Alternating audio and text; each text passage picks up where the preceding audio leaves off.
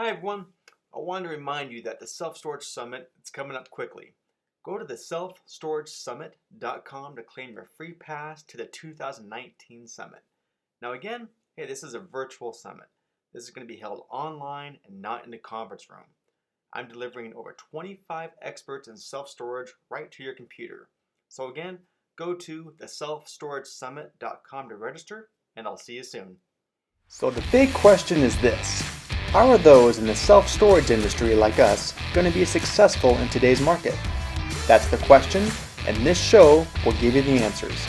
My name is Jim Ross, and welcome to the Self-Storage Show.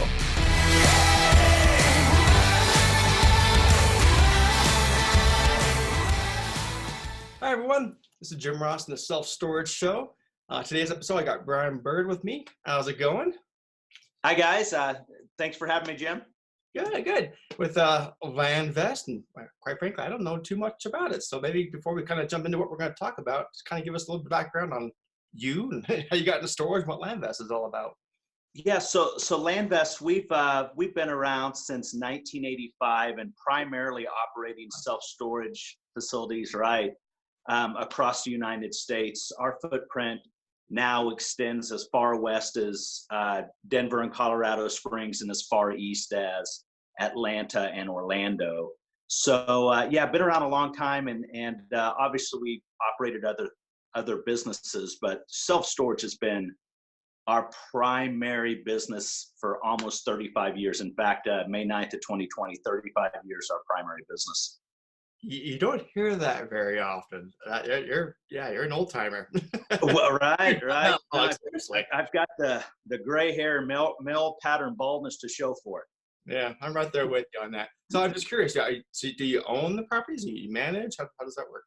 We operate. We manage. We're a third-party management Okay. company, and my partners and I we operate, and we've got lots of customers, and but more importantly, we've got a great team in the field that really push our vision forward. So we're very happy. Nice. Well, that's good.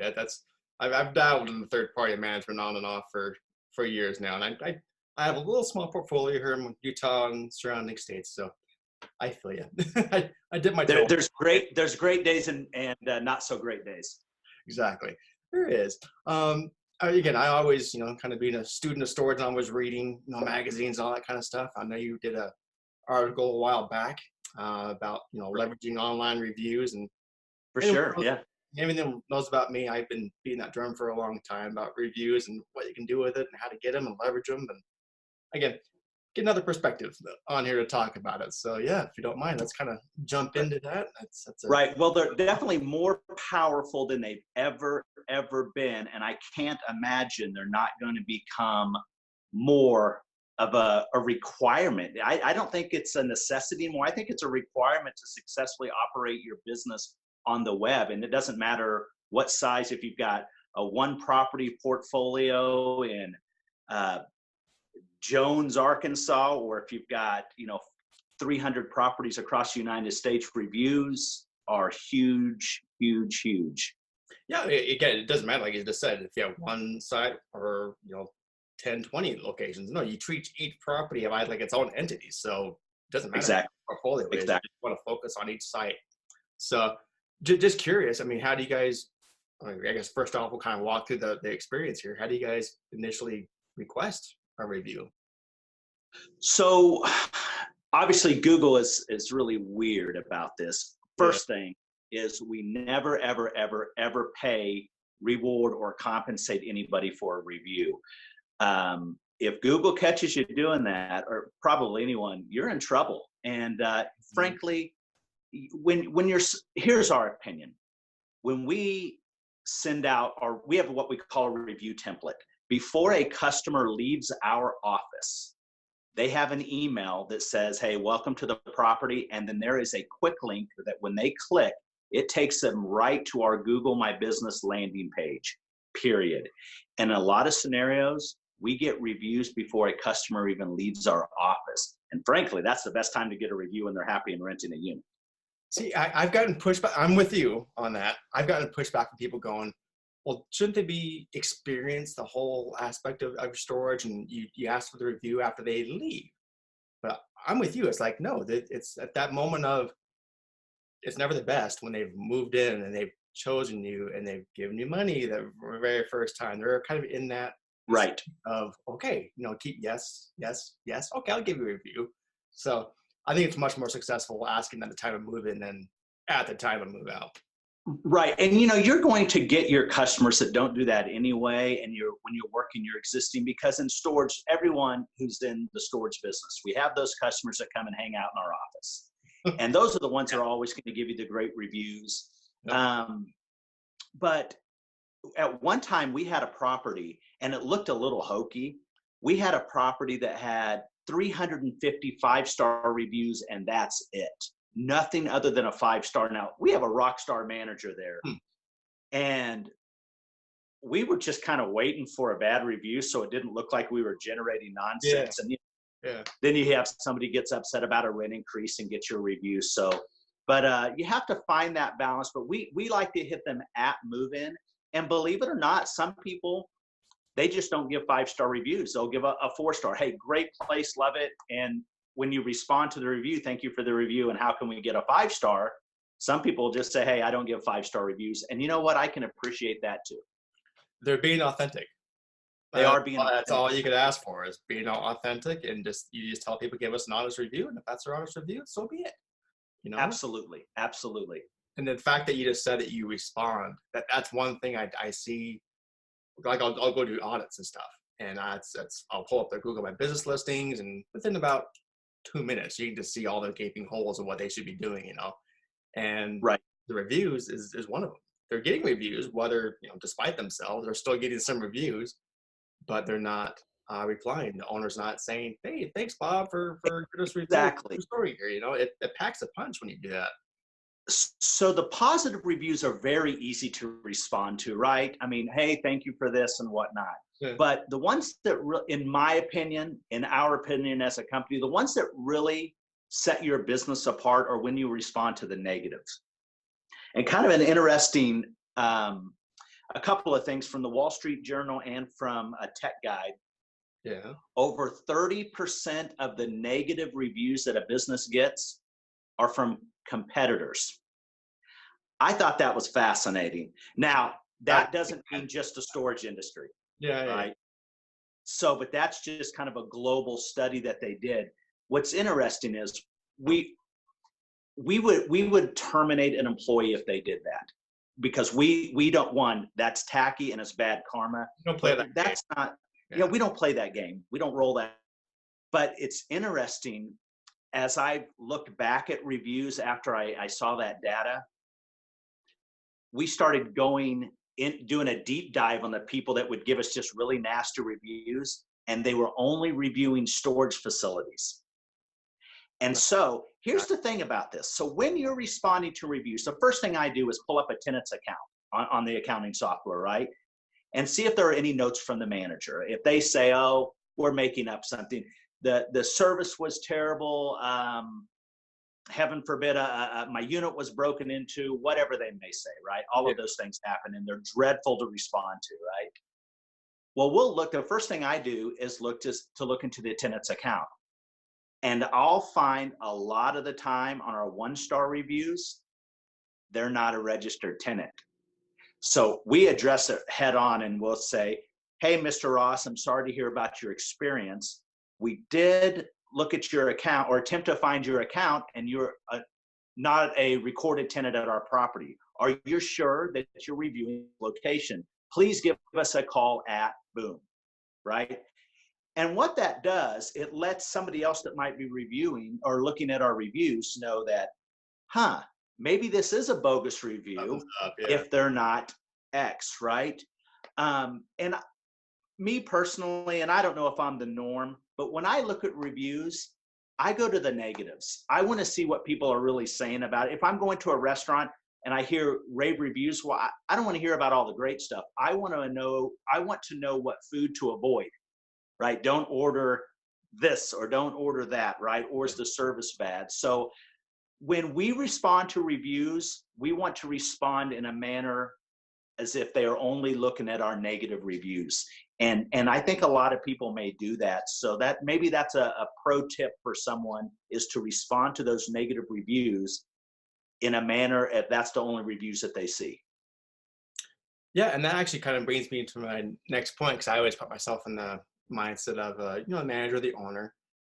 Right, Sometimes they don't want to push for reviews because they're afraid of getting right, negative reviews. They're almost like in the mindset of, well, no reviews is better than a negative one. And right. you've probably seen it. It's you'll probably get 30 good reviews and one negative one.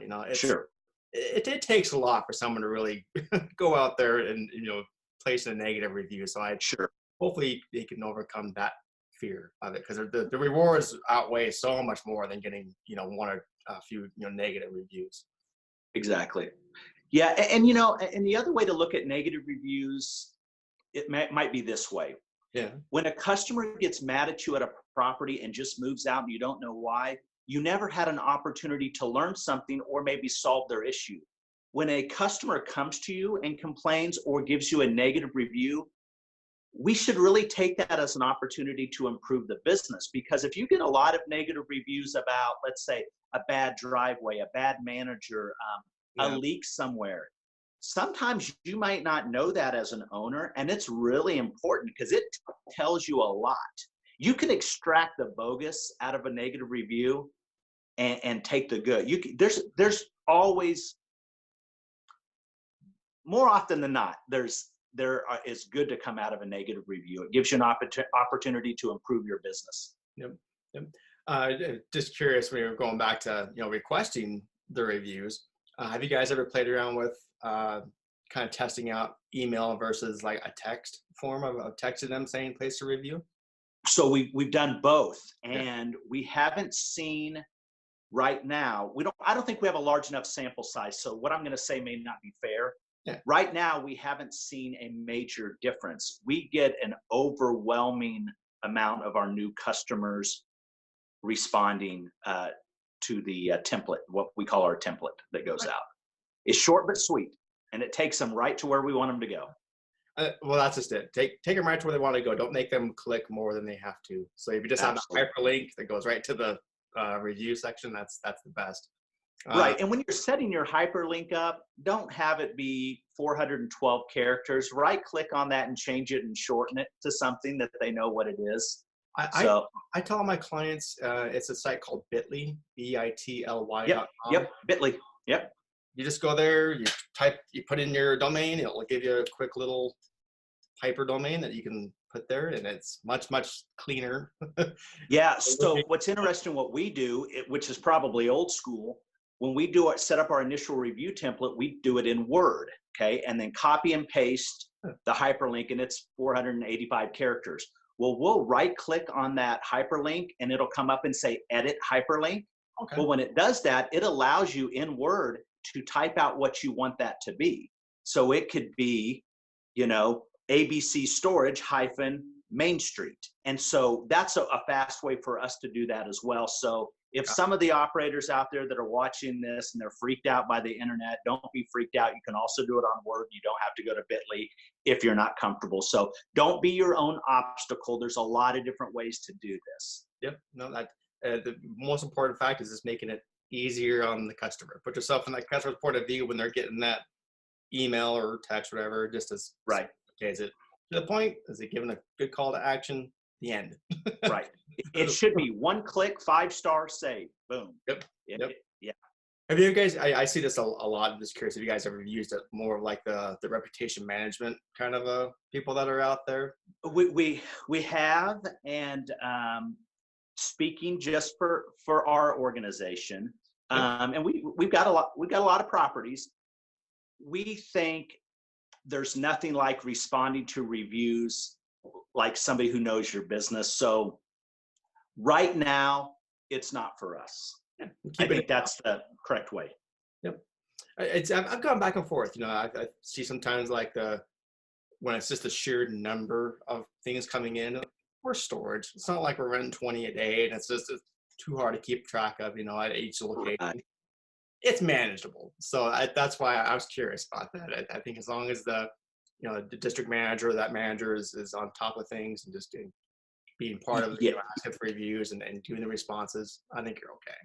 No, and we feel the same way too, because we have everyone kind of block out their morning. It doesn't take 15 minutes in the morning to respond to reviews. Yeah. I don't care how many reviews your individual property is getting. So block out that 15 minutes. And if you're not a morning person, block that out the time when you're in your best mood to respond, because if you're in a bad mood and respond to reviews, there's no upside to that. Yep. Do it in the morning. You're fresh. Right.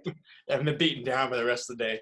Right. So I'm just curious now. Now you have the reviews, and it goes to Google My Business, and that's great. But there's other ways you can leverage those reviews and what you can, milk for it to get more attention and that kind of stand out from your competition. What do you guys do with your reviews when people have placed them? So we do a few things with them. Not only do we run them on social media, but we'll run screenshots and we'll plant them around our property on signage. Oh, really? But kind of going back to Google My Business, yeah. We have found Google My Business is, timestamp this somewhere, folks. In 10 years, Google My Business may shut down websites. Because right now, people can get everything they want from a Google My Business listing. If you think about it, they can click and go right to your site. Yep. So from a review standpoint, first of all, if you haven't claimed, that's the term, claimed your Google My Business listing, you have to do it. You have to control your own destiny. It's really easy to do. It's free. And most people in the industry can walk you through how to do that. It's very easy. But here's what we found. When we really started pushing our reviews and responding, and what I would call farming our reviews, we have noticed when we're served up in the Google My Business map pack. So for those of you that aren't familiar, if you type in self-storage Pratt, Kansas, and it'll serve up, that may be a bad analogy. I don't know how many facilities are in Pratt, but if you do self-storage Wichita, when it serves up in your map pack, so if you're looking off of your desktop off to the left side, you'll see the map and you'll have A, B, C, D, E, F, whatever they have there. We have found that our locations have popped up big time. They've moved up on the map pack, and talked to a Google rep. They said, we want Google to be the place where they come and stop, that they're not going to any place else. I think they've got that figured out, right? But what they want to do is have what they call qualified, and they had a term for it, but essentially legit companies serving up on the map pack. So the better what they perceive as nice, organic, good, solid reviews, they will push us up in the map pack, and we're not paying for that. And it's actually adjusted our SEO budget a little bit. Yep. Well, because they want, the whole point of Google, they want good customer service. They want a good customer experience. So the ones that have the better reviews, well, they're assuming, okay, they're a good, reputable company. We're going to show them first. It's just kind of common sense that way. They want to make right. Well, and it reduces the bounce rates, and there's so many other things that are going on. But yeah, claim your Google My Business, folks. Claim it. And we could talk about all the social media and whatnot, but Google right now is king when it comes to reviews, in my opinion.